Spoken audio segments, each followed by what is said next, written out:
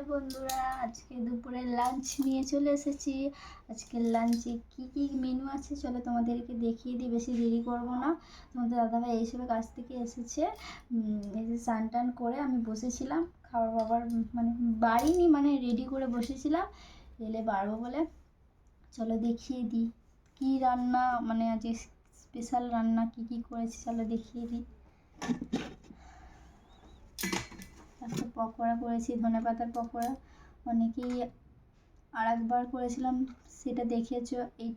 এইবারটাও করেছি, দেখো কেমন খেতে হয়েছে,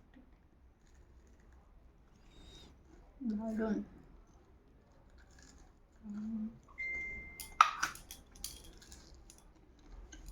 যারা যারা এখনো খাওনি ধনেপাতার পকোড়া, তারা একবার ট্রাই করে দেখতে পারো কেমন হয় পকোড়াটা।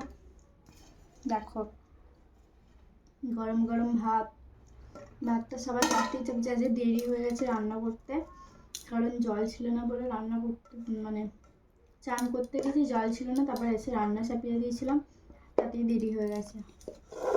এই দেখো গরম গরম ভাতটা চাপিয়েছে 2:30টার সময়। দেখো তাতেই ঠান্ডা হয়ে গেছে, অল্প ভাত তো তার জন্য ঠান্ডা হয়ে যাচ্ছে। আর এখানে আছে পেঁয়াজ,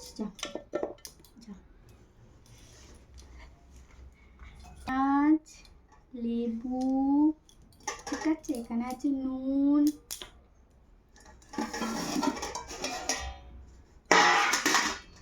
এখানে আছে আলু ভাজা। যে বেশি আলু ছিল না বলে অল্প করেই করেছি।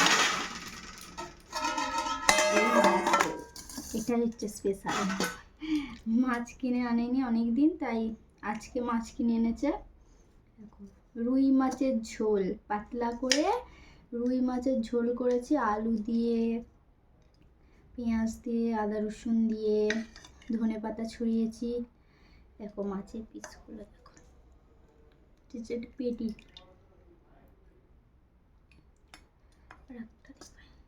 এই দেখো 3 পিস দিয়েছি। দেখো এখানে একটা আছে, এই দেখো দেখেছো পিসগুলো, তো বড় বড় পিস। পাতলা করে ঝোল করেছি। কার কার রুই মাছের ঝোল খেতে পছন্দ, আলু দিয়ে পেঁয়াজ দিয়ে, ঠিক আছে, কার কার পছন্দ অবশ্যই কিন্তু কমেন্ট করে জানাবে, ঠিক আছে। চলো তোমাদের দাদা ভাইয়ের ভাতটা বেড়ে নিই।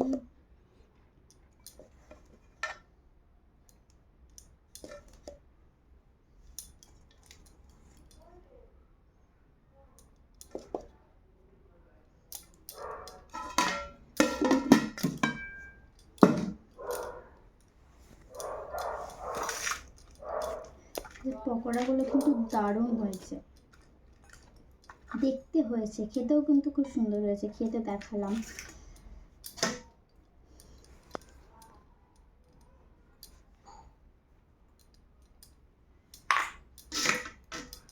দেখেছো বড় পাতি লেবু, রসও আছে তেমন পাতি লেবুর।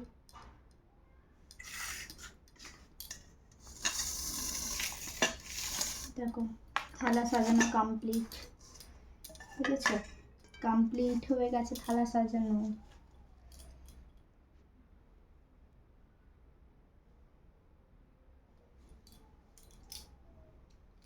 আজকের এই মেনু কার কার কমেন্ট করে অবশ্যই কিন্তু জানাবে, ঠিক আছে, কার কার মাছের ঝোল খেতে পছন্দ। রুই মাছের ঝোল আলু দিয়ে পাতলা করে ভাতের সাথে, গরম ভাতের সাথে, ঠিক আছে, কমেন্ট করে অবশ্যই কিন্তু জানাবে। আর আজকের এই মেনু যদি ভিডিওটি তোমাদের ভালো লেগে থাকে তাহলে লাইক কমেন্ট শেয়ার করতে থাকো, আর আমার ইউটিউব চ্যানেলটিকে সবাই সাবস্ক্রাইব করবে, ঠিক আছে। সবাইকে টাটা।